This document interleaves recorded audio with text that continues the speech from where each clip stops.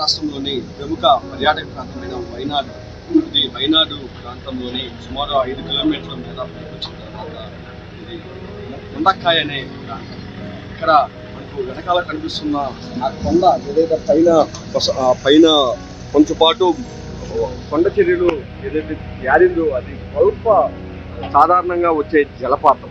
ఆ సాధారణ జలపాతాన్ని పలుమార్లు హెచ్చరికలు జారీ చేశారు. కేరళ రాష్ట్రం ఈ ప్రాంతంలో నిత్యం ప్రతిరోజు వర్షం పడే ప్రాంతం కావడంతో అక్కడ జాగ్రత్తలు తీసుకోవాలని పలుమార్లు కేంద్ర రాష్ట్ర ప్రభుత్వాలు సూచిస్తున్న స్థానికంగా ఉన్న అధికారులతో సైతం జనాలు ఎవరూ పట్టించుకోకుండా నిర్లక్ష్యంగా వహించడంతో ఇలాంటి జల ప్రళయానికి కారణమైంది.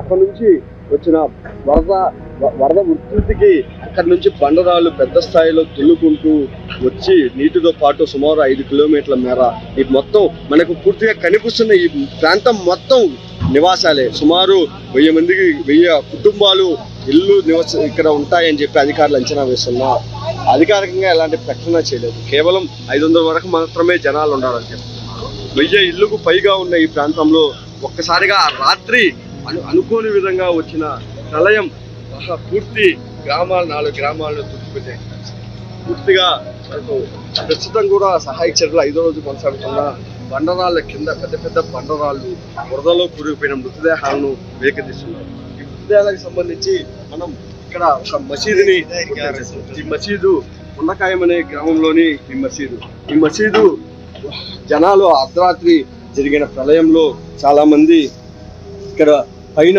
ఫస్ట్ ఫ్లోర్ లో నిద్రించి కొంతమంది ఇక్కడికి చేరుకోవడంతో ఒక 10 మంది వరకు ప్రాణాలతో బయటపడినట్లు అధికారులు చెప్తున్నారు. మరోవైపు పూర్తిగా బండరాళ్ళు మసీదుని ధ్వంసం చేశాయి. అక్కడ ఉన్న పిల్లలు సైతం దూరంలో కొట్టుకుపోయినాయి. ఇక్కడ చుట్టుపక్కల ఇళ్లలో బయటపడిన ఫోటోలు కొన్ని ఇక్కడ మనకు కనిపిస్తున్నాయి. పెళ్లి కావచ్చు, ఇతర ఫంక్షన్స్ కావచ్చు, వారి కార్యక్రమాల ఫోటోలు, వారి వాహనాలు, బైకులు ఫోటోలు పూర్తిగా ధ్వంసమైపోయిన పరిస్థితి.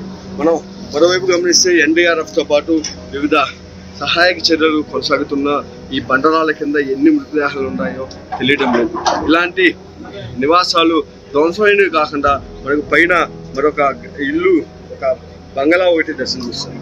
పైనుంచి వచ్చిన వరద ప్రమాదాన్ని అంచనా వేయలేని అధికారులు ఆ రాత్రి ఏం జరిగిందో, ఎలాంటి భయాందోళనకు గురయ్యారో, అక్కడ అంత దూరం నుంచి 5 కిలోమీటర్ల మేర వచ్చిన పెద్ద బండరాళ్ళు వరదకు బతికున్న వారు, చనిపోయిన వారికి ఎంతో తెలియదు కానీ బతుకున్న వారి పరిస్థితి మాత్రం ఎలా ఉండిందో మాత్రం ఊహించడానికే భయంకరంగా ఉంది. ఇక్కడ మొత్తం మృతదేహాల దుర్గంధం వెదజల్లుతుంది. సహాయక చర్యల్లో పాల్గొంటున్న వారు సైతం చాలా బాధతో ఈ సహాయక చర్యలు పాల్గొంటూ అనేక మృతదేహాలను వెలికిస్తున్నారు. మృతదేహాల్లో ఇప్పటికే 340కి పైగా మృతదేహాలు నిన్నటి వరకు గుర్తించగా నిన్న రాత్రి అధికారికంగా 344 అని చెప్పారు.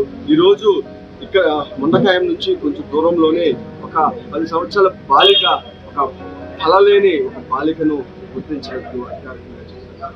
ఇప్పటి వరకు మొత్తం 345 మృతదేహాలను గుర్తించగా ఇంకా 235 వరకు మృతదేహాలను గుర్తించాల్సిన అవసరం ఉంది. ముండకాయంలో ప్రస్తుతం సహాయక చర్యలు కొనసాగుతున్నాయి. 5 కిలోమీటర్లు తుదికి ఎలాంటి సహాయక చర్యలు ఎన్ని రోజులు కొనసాగుతుందో అధికారులు